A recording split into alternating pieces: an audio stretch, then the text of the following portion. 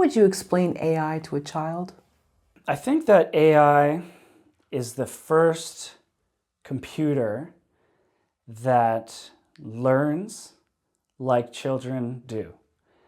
Back in the day, we would program computers, and a program would look like, if this happens, do this. If this button click, do this. But if it's already been deleted, give this. And you have to, almost like a tree of everything that could possibly happen, and you program it in. But you can't do that for self-driving cars. You can't have a statement that covers anything that can happen.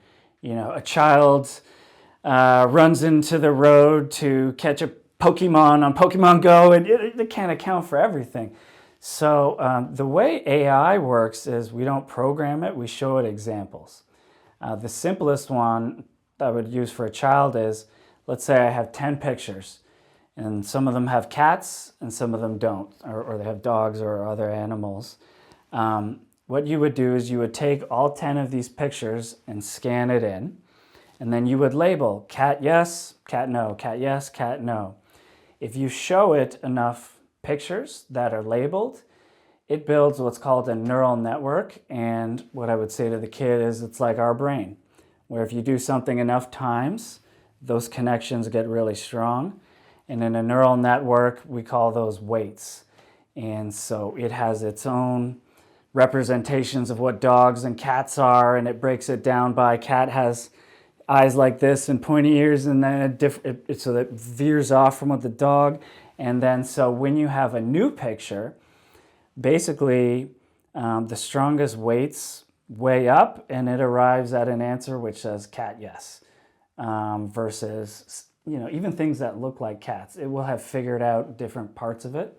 So as applied to writing, the way that LLMs, large language models, now work is they scan, for better or worse, it's controversial, but they've scanned the whole internet, including everything on Wikipedia. And it's taught itself vector sort of representations of what each thing in the world is. And it has a brain now like a child does. And that's why people think it can now write original things, because it's not just copy and pasting using an if statement.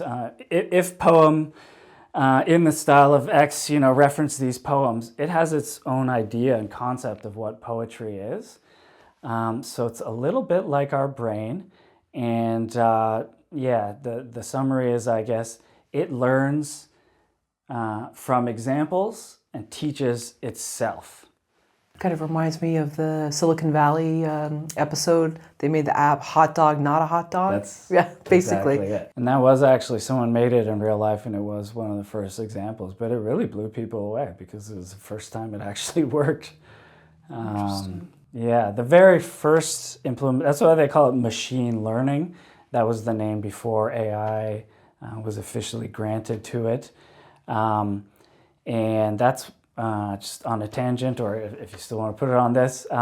So that's why, for example, the biggest breakthrough in AI was not chess, it was the game Go.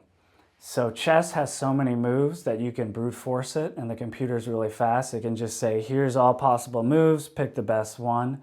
And that's still almost like if statements. With Go, there's more moves than stars in the universe or something crazy like that.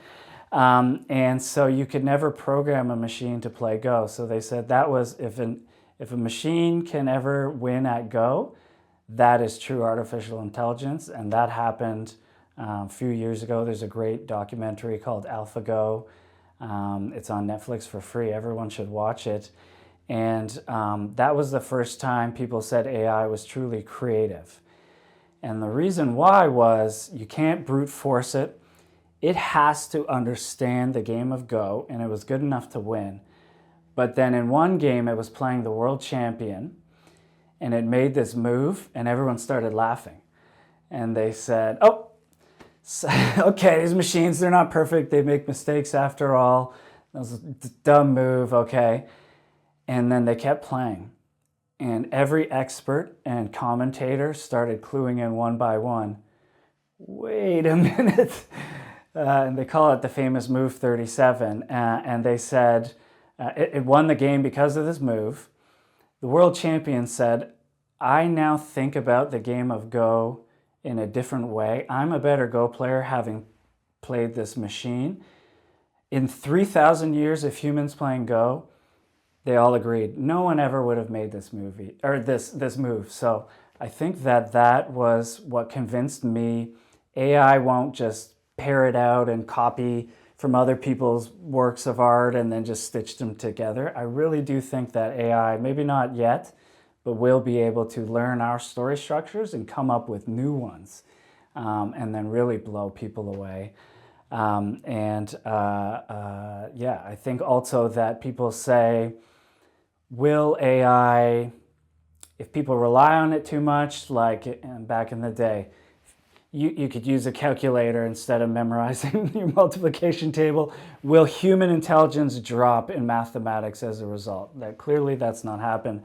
I believe that even if AI does get better and almost good enough, or even better than most screenwriters, I think then that human screenwriters will then step it up and get even better. And I think that by allowing AI in the writing process, in the creative process, I don't think it's going to be to the detriment of the arts. I think it will actually make all writers better and make movies we've never seen before. So I'm really excited about that.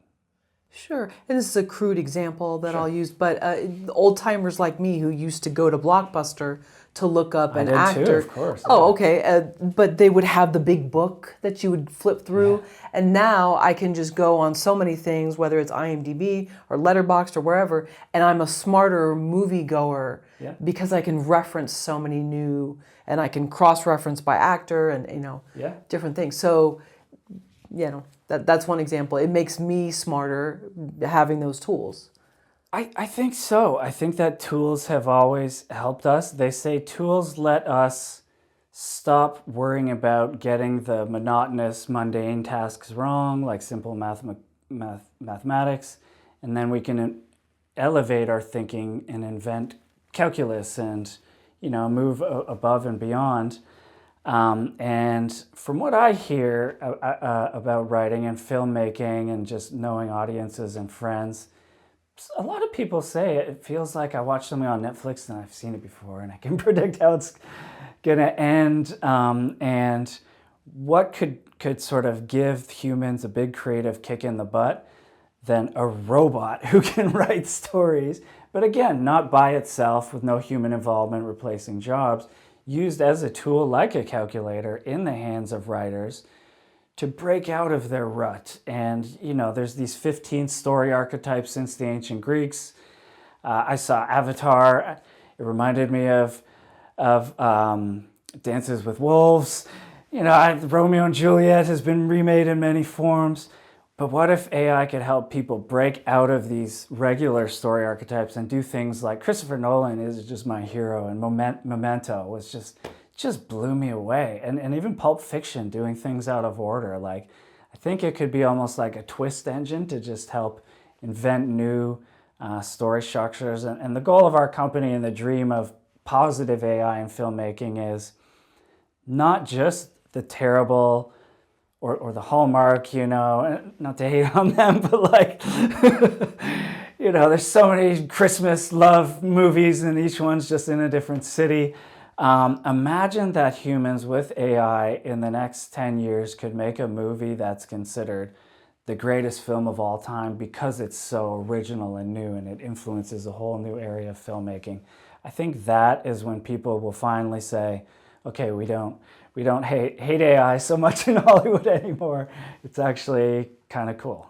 Well, what is the difference between AI and AGI? Yeah, so AGI is artificial general intelligence. So what that means is every AI right now cannot do a general variety of tasks. Every AI that's invented does one thing. It plays a video game, it drives a car, it writes English, it's a chatbot or something.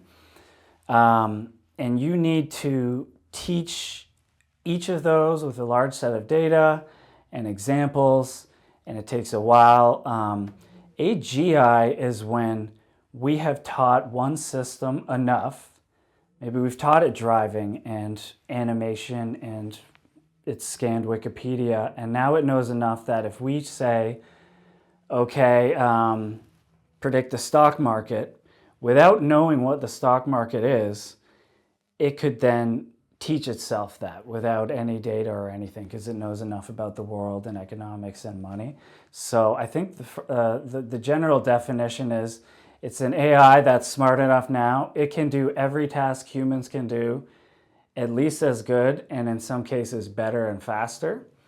And then some people confuse that with a SI, and that is the movie Transcendence with Johnny Depp and Terminator and 2, all these that's the AI that is smarter than all of humanity, every person that's ever been born, all of our collective knowledge times maybe 1 trillion.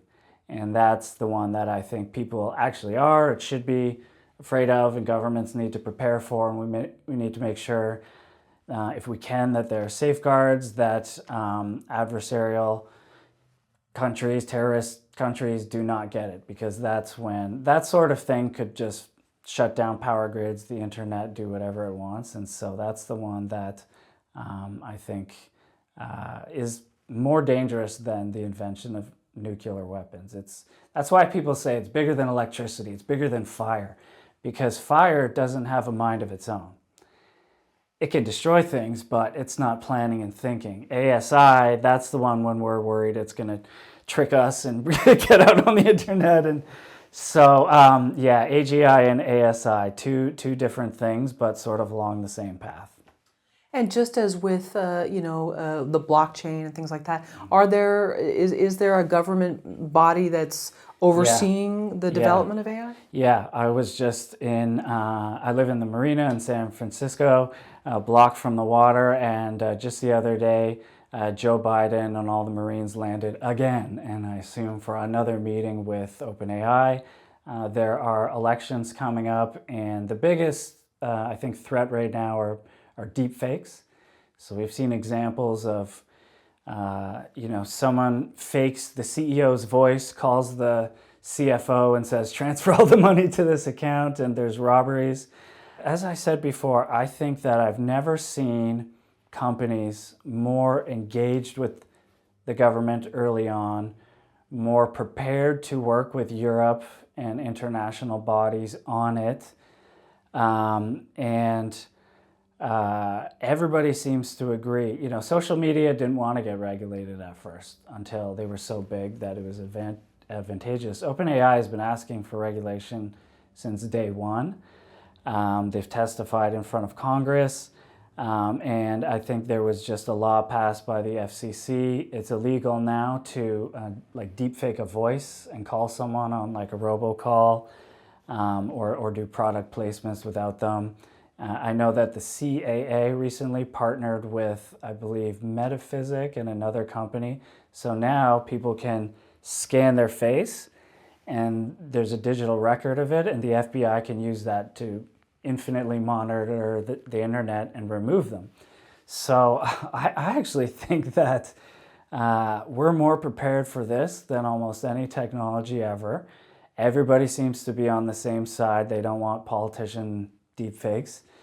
And then the last thing I'll say is OpenAI, which is the leading company, they started all this, ChatGPT and everything. They are a nonprofit. So a lot of people don't get it. The CEO, Sam Altman, took no shares in the company. And so the whole idea is they will not be profit-driven. They will not do whatever it takes to increase shareholder value. Their mission statement is humanity benefits from AI, which is sort of a way of saying someone is going to do this. The tech is now here. Let's see if we can get ahead of it and solve all these problems. And people sometimes say, to just last point here, a lot of training sets historically on the internet were biased. So for whatever reason, whoever compiled them, there was more pictures of white people than anything else. And then when systems were built to scan for melanoma. It didn't work on anybody but white people's hands, but that was figured out almost that same week, and they had fixed it by the next week, and included more African American and people of color in the data set. So I see OpenAI being proactive. They block you from saying, write this screenplay in the style of Aaron Sorkin or draw a picture of Brad Pitt. You can't do it. So they seem to be really ahead. So I like to say, a lot of people are projecting what's the worst case that could happen, because we just saw FTX and the scandal and Theranos, and Silicon Valley has sort of lost the world's trust, I would say, in the last few years. But I really want people to really look into it and see how much work is being done to fix this stuff and make it to the benefit of everyone. And just lastly on this topic, what about search engines penalizing people who use AI, whether it's in their writings? Is that a myth? I think that's a myth. Yeah, Google is all in, Microsoft is all in on AI. It's going to be built, if not already, into Word, Outlook, Google Docs, anything. Everybody will be using AI. I mean, you don't have to, but like it will almost be like a spell check or a grammar check. It will be powered by AI. I don't see any way that the search engines would do that. It's very hard to detect for text. There are plans to embed hidden watermarks in it. It's a lot easier for images, and in fact, OpenAI now has a hidden watermark that says this image is made by AI. They're doing that, to be proactive. Same for a lot of the audio companies. So I don't think Google is doing that. I do know that there are several websites. My brother's in a few like writers communities where you can submit works, people review them, some where you can submit it and they'll sell it or include your short story in their magazine. A lot of them have blocked AI created submissions, but I think for a good reason, because here's a funny story. One person had GPT write a novel by just copy pasting everything, and they submitted it, and they didn't say it was made by AI, which if you don't want to, I don't know. But I read the book, and in some of the chapters, the same sentence would just repeat 5 times in a row, or the character that would forget. So it was clear to me this person had not even read their own submission, not even once. And so clearly there are people out there that are just trying to get rich quick, write a story, write 100 stories, submit them all, flood the zone with work. I think that's terrible. And so I don't know if Google's blocking it yet, but I think there should be aspects of creativity where it is not allowed.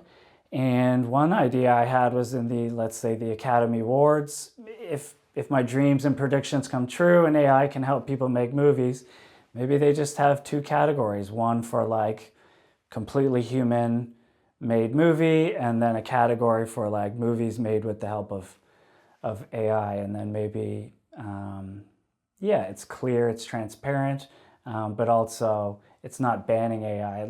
People who want to use it can, people who don't have to.